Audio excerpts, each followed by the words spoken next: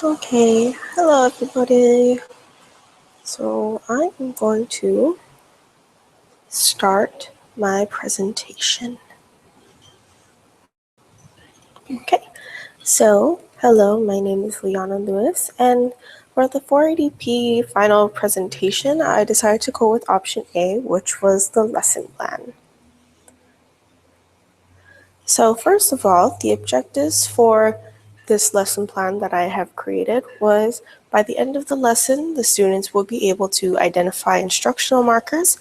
For example, that would be words like first, second, step one, step two, words like that.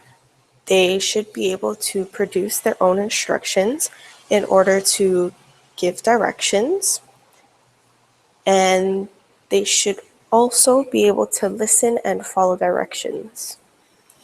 Now, just a little class background information. The class setting should be ESL with college or high school level learners, so they're around maybe college age or high school age. Their proficiency level will probably be high beginner to low intermediate. The class size will be around 16 to 20 students. The lesson or the unit that this lesson plan is for would be giving and receiving directions, and also it would pertain to being able to give instructions and how to follow instructions. So this is just an overview of my lesson plan that I created. So greetings, that would be the time when the students first walk into class. The teacher will greet the students, collect any homework, maybe ask them a few questions, get them warmed up for the lesson. Next would be the review, an intro to the new language skill or the new lesson, learning the new language skill, writing practice, a production activity, which would be like a listening and speaking activity, and then finally the post activity. I will go into these in more detail. So first is the review. For the review portion, this would be the teacher going over the different lessons that they have learned previously to check the students' understanding and comprehension of what they had learned in the past or from previous lessons. The main activity of this review would actually be a vocabulary practice. So for this activity, what would be planned is that the teacher will hand out flashcards or different cards to different students. So say one half of the room will get the meaning of the word, and then the other half will get the actual vocab word itself. Now this would pertain to the vocabulary for the new lesson, and or this would pertain, it would pertain to the vocabulary from the new lesson, and this, they would be able to stand up and walk around, and they'd have to find the person whose flashcard matches theirs. And then after this activity, the teacher would go over, would review the different words that they learned on a slideshow to make sure that they got it all correct. So this would be an example of like what the teacher would do, like an example slide from their slideshow that they made for the lesson. So they would have a list of the different vocabulary words. Like, so for directions, they might want to learn, they might know like to turn or right, left, straight, etc. And so the rationale for this activity, it's kind of self-determination theory, specifically towards extrinsic motivation. This could fall under any extrinsic motivation. One that may pertain to this activity, say it would be external regulation, which would apply to those students who may not be very motivated to learn at the time, but because they have to stand up and actively walk around, the partner that could have the other word could be motivated, and in that sense they will hopefully be able to get motivated to learn as well, seeing that they have to work together as a group to achieve a goal. So the intro to the new lesson, this is where the teacher would ask the students about their opinions on how they would give directions or instructions, and ask them to give examples about how they might go about this. So I also have, in this part of the lesson plan, I also plan to show a video. And I don't have the video clip because I wasn't sure how long it would take, and I didn't want it to not work just in case. But the video is part of the introduction to the Lego movie that came out maybe a couple years back.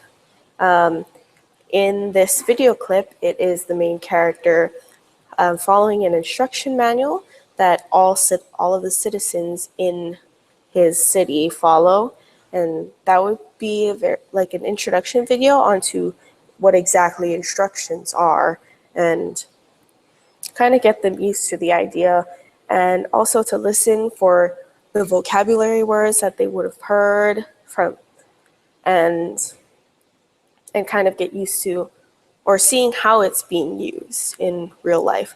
So the rationale for the reason why I decided to show the video is I think it promotes autonomy. So it's under the 5 levels of autonomy, there is the first level, which is awareness.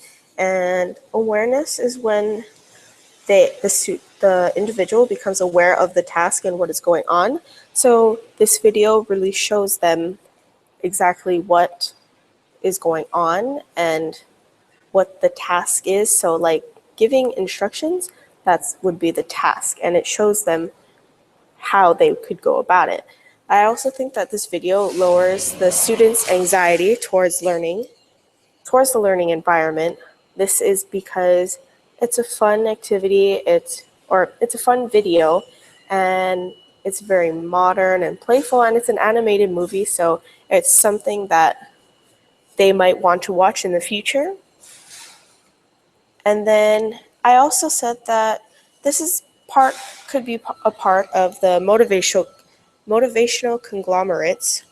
One of the primary ones is interest, and this could be categorized by expectancy value theory, where the use of the video hopefully shows that it is possible to be able to do this type of language structure, to create instructions, and hopefully their expectancy of being able to do this will rise, making the value, which in turn will help motivate them to learn.